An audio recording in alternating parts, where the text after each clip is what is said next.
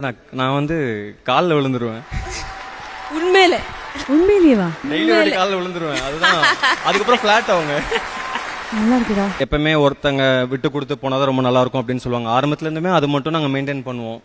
ஒன்றும் இல்லை, இவங்க ஜெயிக்கும் போது நம்ம லைட்டாக தோத்துக்க வேண்டியதான், நம்ம ஜெயிக்கும் போது அவங்க தோத்துக்க வேண்டியதான், அவ்வளோதான். ஜாலியாக அப்படியே போயிட்டு இருக்கு. சரி, இப்போ அவங்க வந்து காரணமே இல்லாமல் உங்களை திட்டுறாங்கன்னு வச்சுப்போமே, நீங்கள் அந்த டைமில் என்ன எப்படி ஹேண்டில் பண்ணுவீங்க? இல்லை, நான் வந்து காலில் விழுந்துருவேன். உண்மையில உண்மையிலேவா? டெய்லி ஒரு காலில் விழுந்துருவேன். அதுதான் அதுக்கப்புறம் ஃபிளாட் அவங்க நல்லா இருக்குதா? இல்லை, நான் எப்படி நம்புறது? ஒன்றும் இல்லை, இப்போ நான் பண்ணிடுவேன், என்னை வீட்டுக்குள்ள சேர்க்க மாட்டாங்க.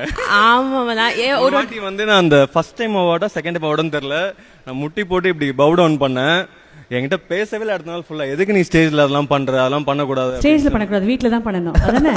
அப்படி இல்ல, அது பர்சனலா எங்களுக்குள்ள அனோனிமா நடக்கிறது, அது வேற மாதிரி இருக்கும். அது ஸ்டேஜ்ல பண்ணும்போது மேபி அவங்க புருஷனை விட்டு கொடுக்க கூடாதுன்னு நினைக்கிறாங்களே என்னமோ.